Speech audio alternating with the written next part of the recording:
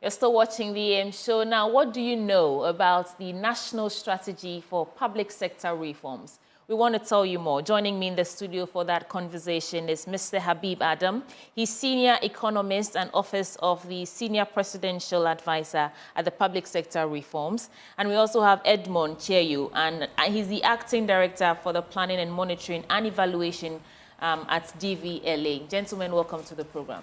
Thank you. Thank you. Let me start with you, Mr. Habib Adam. Tell us briefly about what your office has been engaged in for the past 7 years. I mean, in respect to this reform, public sector reform strategy and its implementation. Well, the office, formerly the Senior Minister's Office, I would say basically has been the engine of the government, involved in several high-profile projects and policy making. But usually we don't report on some of them because they have line ministries. Because we handle issues like the energy sector recovery program. We started it, the harmonization of the TVET. The TVET, it also came from the Ghana Beyond Aid and several other high-profile things that we handle. But that was just behind the scene. But on the national public sector reforms, we started that policy, the drafting of the document somewhere in 2017, just when the government came in. Some processes were already in place when the government came in. I mean, the previous government had started something, but it was not complete. So when the government came in, they decided to look at it. And then they realized that they needed to improve upon the document by bringing in the private sector. You know, the NPP government always started itself as a friend of the private sector. And so we look at it and review the entire government with the help of some industry players. We had some of the University of Ghana Business School, JIMPA, AGI, that's the Association of Ghana Industries, Chamber of Commerce, Private Enterprise, because we wanted to marry both the academia, the private sector, and government. So at the end of the day, we are able to come up with a policy that addresses all the various sectors. And that's exactly what happened. So this policy, this framework, this strategy is a result of all the engagement you have done, the revision that you did to the old document. Absolutely. So it was endorsed somewhere in August 2018 by the president. True. And what about you from the DVLA? What were some of the issues confronting the DVLA which resulted in the participation or involvement in this project implementation? Mr. Cheyu. Okay. Did I get your name right? Cheyu. Yes, the name is Cheyu. Cheyu, okay.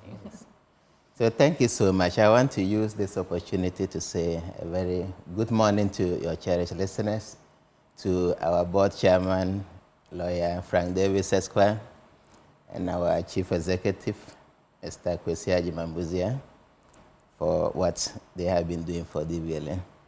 Yes, so to start with, the DVLA developed a strategic plan in 2021, and it was hinged on 3 thematic areas of people, process, and technology. So from the people point of view, we realized there were some capacity issues and the testing and licensing of drivers for heavy goods carrying vehicles. So we developed a proposal seeking support from the Public Sector Reform Secretariat. And then we also noticed that there were some capacity gaps in some areas like IT, because part of the strategy was also to go digital. And we had some programs in the digital space where we had to improve the competence of our staff and that. And then we also did another study that revealed that some of our processes were too long.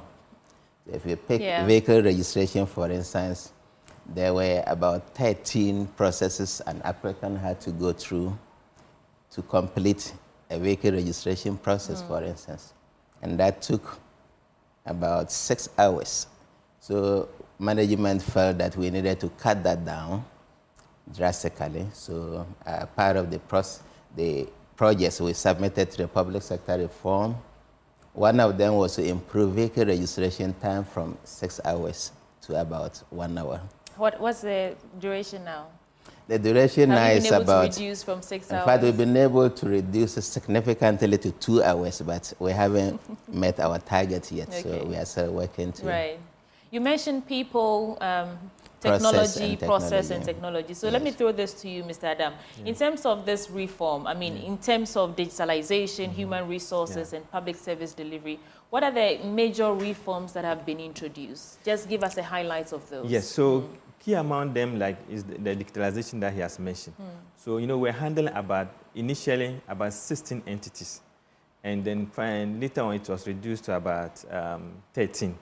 And what we did was to make sure to retool all of them in terms of equipment, and then also bring in on board certain softwares or programs that can help the service delivery. And like that's what? I'm trying to get to the details. What program, for example, did you bring to solve that? Okay, so in most of the, we were the implementing agency. And so the various entities came with their, so like for instance, like the DVLA. Yeah. We have this electronic reporting tool that we developed for them. We also have this mobile app.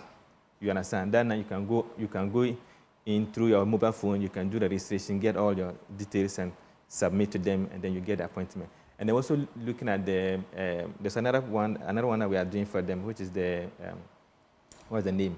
The one that it tells you about when you're supposed to come in. I think that one is still under development. The queue management system. Okay. And so that when you have to go in to take your biometric or any of this, you don't have to. You don't, a large number of people. You wait until. And some of the agencies like the OECS, Public Services Commission, we gave them video conferencing because usually they used to have their interviews in person. So whether you are abroad, you are in Hamley, you are in Tamale, if you have to attend an interview, you have to come to Accra. And this was causing a lot of inconveniences. But with the kind of equipment that we provided for them, they're able to do all of that remotely. So that now it doesn't matter if you have an appointment, you have to come to the Public Services Commission, whether you are in Europe or wherever, it can be done online. And that's what we've done for most of them. And then for Ministry of Transport, we digitalized their records because they had a lot of issues with their records. So we give them the equipment to be able to digitalize all of them. Even in our own office, we did the same thing. Yeah, these are some of the these are what you are doing. Are you able to assess how the public is receiving or if they have feedback for you? Or let me just say, you've been doing this for 4 to 5 years now. Yeah. Have you been able to achieve your targets? And what's the response from the public who use these services? Well, I mean, you'll be the best judge. I mean, for now, everybody can see what has happened at the DVLA. Passport office, yes, we're able to provide a lot of equipment. And through that, though there are still challenges, but at least now people don't have to wait for 6 months before you go and do your biometric capture. We've reduced all of that to somewhere around 1 month or even less sometimes before you can do. So across board, BDR, BFM devs, we also provide them equipment to help them to synchronize their data, which was still in silos. So across all the agencies, that's what we've done. They brought their the activities, and then we finance them. What about middlemen? Was it part of your objectives to remove the middlemen who charge exorbitant prices to fast-track these processes for you? Well, was it part of your overall plan? Yeah, yes, the overall plan. Because when you digitize, that human intervention is cut off. So for DVLA, for instance, I'm not sure these days you hear about the Guru Boys now. You don't hear much about Guru Boys now. Not much, but they're still there. Yeah, but it's still work in progress. And then when you come to passport office, that one to has to do somehow. You understand? So BEF and DEV to the same thing. So it's still work in progress. Most of the equipment and some of the software that we provided for them, those things are still work in progress. A lot of people are still not aware of those things. They still think that before they can access those services, they still have to go through the Guru Boys. And that is why we are doing all this sensitization to ensure that you don't need to go through any Guru Boy to go and access the services of BEF and DEV, DVLA, or even the passport office. Right. You go online, you can access some of those things directly, and they will tell you when you should come for your biometric capture. So the problem is just the lack of information for many people. They still believe that you still have to go through the Guru boys, but most of them have been cut out. Mr. Cheyo, let me come to you now. Was there some training or capacity building workshops and development programs provided for the DVLA? I mean, whether before the implementation, during, and in the process, is there anything like that to keep the human resources up to speed on how to properly implement this new strategy? Yeah, so like I indicated at the beginning, the people aspect, we realized some capacity gaps, and we had to bring in some consultancy from Sweden. Swiss Roads. Yes.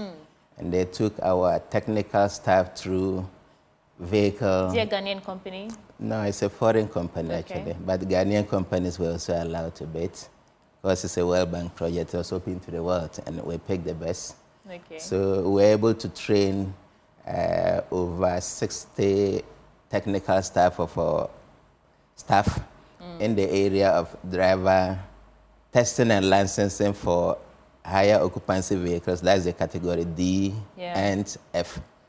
And then also we train them on how to test and license those heavy goods carrying vehicles. It was a training designed to cover both technical and non-technical staff. We also train our IT staff because of our reform agenda to digitize all our operations. So we have information technology management training. We also train people in leadership.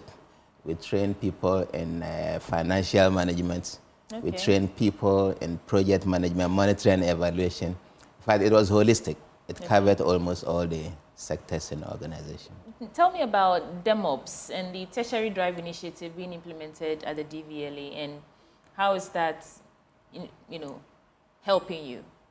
Yeah, so these two projects were some of the new initiatives rolled out by the authority to bring our services to the doorsteps of the general public. What's DEMOPS short So for? DEMOPS is DVLA mobile service. Okay. And we target corporate institutions, we target organizations, we target any organized group. The only criteria we need is a minimum of 20 people. Then our vans equipped with all the testing and licensing will be brought to your doorstep, and we can offer all the driver licensing services from new license to upgrading to renewal, replacements. So when an institution is able to mobilize at least 20 people, yes, DVLA has a van equipped with all a team, yes, okay, to come to you and help you with all the registration, renewal, yes, and everything that you. That's a good. So we can come to Joy FM and render the service to you if we can get the minimum number of 20 for us. How much do you pay for that? It's just, it depends on the service. All our activities, the fees are approved by Parliament, and depending on the service you apply for, we just pick the approved rate that has been given to us by Parliament. But how much are you paying for it? For which of the services? Let's say if we call you from here at Joy News, we say come and help us. We've mobilized 30 people. How much should we charge us for that? 30 people, if you pick something like renewal of driver's license or replacement, you will not spend more than 300 cedis. Each or for the entire team? Each. It's on a person by person. So you need to multiply the rate by the number of people.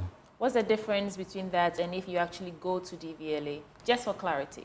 Yeah, the difference is not much. In fact, at the DVLA, we also have all our services categorized, so it's not different. When you come to DVLA now, you can apply for what we call standard service. We have the premium service and we have prestige service. So when we come to your environment, we treat it under the premium category. But at the office, you have the opportunity to even select the standard, which is much lower. Right. In fact, the standard is just the lowest, premium is the second, and then the prestige is the highest. But it depends on what you select. Yeah. So, Mr. Adam, yes, have you identified any challenges in this new strategy yet? And if so, how are you fixing those gaps? Yes, just before I come to that, I just want to add that, you know, the vans that he spoke about, those vans were procured under the project, and then together with the equipment. And not only the DVLA, for BDR, I also give them about 120 motorbikes and about 10 pickups so that they can go to the remotest part of Ghana. And you can see that they, all of them, they have improved their service. They're able to reach out to the You said about how many motorbikes? 120. In Accra or in no, all, across, yeah, all for the 16 institution. regions? No, for the institution. Then Okay. they distributed across the various regions that were lacking in some of them. You understand? To the challenges, you know, no system is a perfect system. And so we actually had challenges. First is that the number of institutions that we have, entity we have to handle, about 16 initially before it came down to 13. Even the World Bank admits that it was one of the most complex projects they've ever handled. They've never had one project management unit handling about 16 entities.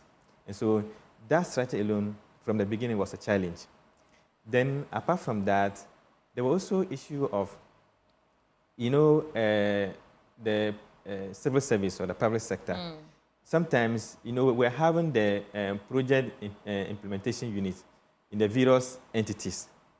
But the problem with the public sector is that sometimes, you know, they move them around. So today you have one team representing, let's say, DVLA. And then the next time you are meeting them, it's a completely different team. And one institution, I don't want to mention, but maybe let's say passport office. Sometimes you meet today, then the next time you are meeting, most of the people in that unit will have gone on posting outside, and you understand. So we had that challenge of attrition, people changing. And when you are implementing a project like this, you need consistency. People need to be So these were some of the challenges. And also... So how did you fix that? Or how do you plan to, you know, fix those gaps? Yes, are you going to ask them, you know, these officers to stop transferring people? No, yes, we try as much. In fact, actually, the project has come to an end. Right. Last June, but we're still doing the finishing part. So we try as much as possible to handle some of them. We spoke to the ministers where minister was involved, or to the agency CEOs to get people to be consistent. And also the problem of procurement too. The laws in Ghana says that beyond a certain limit, it has to go to central tender. And the central tender means that the whole of Ghana, when you have certain amount exceeding maybe a certain amount, it has to go to the central tender. And that means they have to wait until they meet. And sometimes it was difficult. So you could have your project being halted or the process being halted because of approval from central tender committee. And so these were some of the challenges that we face. Apart from the fact that, I mean, naturally, we also have some other in-house issues in terms of management. So right. Basically, you mentioned, Mr. Chair, you mentioned that this is a World Bank partnership initiative. Yes. And so I'm tempted to ask, do you think these reforms measure up to global best practices or global standard in terms of the new strategy that you've just implemented? Do they measure up to global standards? Let me throw that to you. I'll come to you, Mr. Chair. Yes. So obviously, once you are handling a World Bank project, you know, they have the standard is across the world. So you don't expect that what you do here in Ghana should be substandard to those being done outside. So we follow through the same process. And all the things that we did were according to world standard. According to that, Mr. Chair. Yes, I just want to add that our vision is to be a world-class organization in providing driver and vehicle licensing services. So everything we do, we benchmark what is happening in other parts of the world.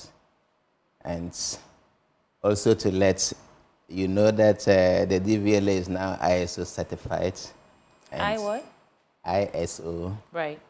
certified, and it deals with standards that are recognized globally, and it's comparable to any part of the world. So international standards, yes, that's just to answer your question. Okay, so my final question to you would be, how are you ensuring that the public really understand these reforms and can make the most out of it, so that it's not just a policy or a strategy that ends up in a document, but, you know, we're actually exploiting it to the fullest of our abilities? Mr. Adam? Yes, so that is why we have that, the last bit, the component of sensitization and then informing the public about what has happened at the various agencies. That's what I mentioned earlier, that nowadays when you want to acquire driving license, passport, you don't need to go through the Guru Boy. You can go to their website, you have all of that, you have all the information that you need, and that can help you. And also, what we also did was to ask the entities, because this is a World Bank project. When the project comes to an end, how do you maintain, how do you sustain the gains you have made? So we developed those plans, the plan after the World Bank, with the continuity plans, you understand? So that all the agencies were were made to be able to continue the same process even after the project ends. And so we're going to continue with this education, this sensitization, to continue to educate the public, for them to be aware of the improved services that are available by the various public entities. Mr. Chair, is this sustainable?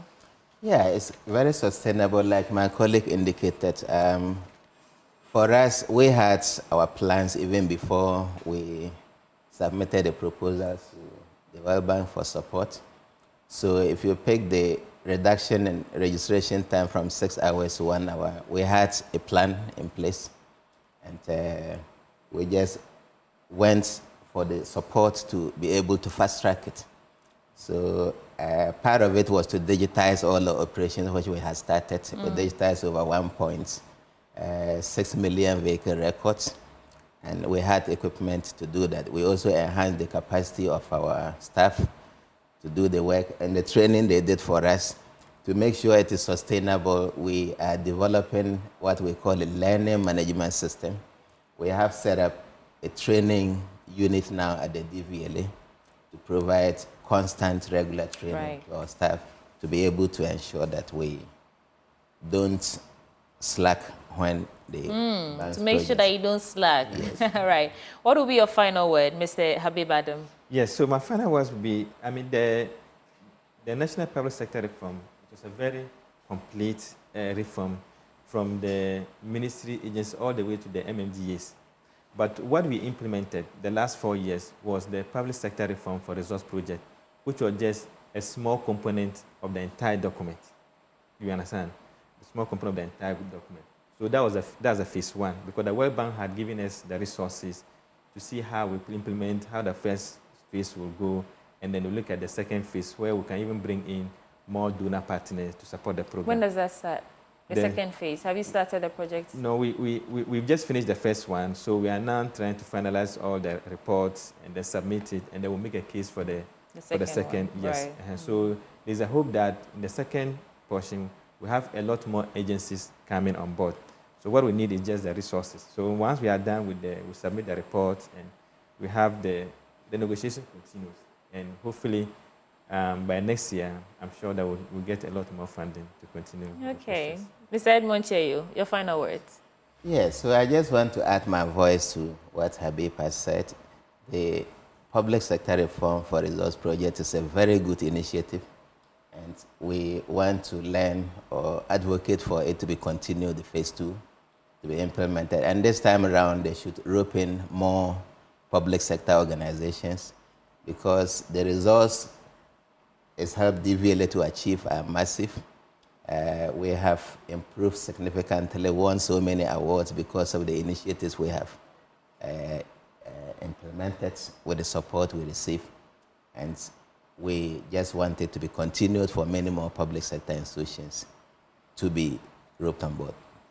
And that there is Mr. Edmond Cheyu, the Acting Director for the Planning, Monitoring and Evaluation Department of DVLA. And we also have Mr. Habib Adam, Senior Economist, Office of Senior Presidential Advisor, Public Sector. And this conversation was on the National Public Sector Reform Strategy and the work that they have done and how they're ensuring that public sector and the DVLA, for example, is more efficient and you can get your things done easier and faster. Thank you so much for joining us this morning.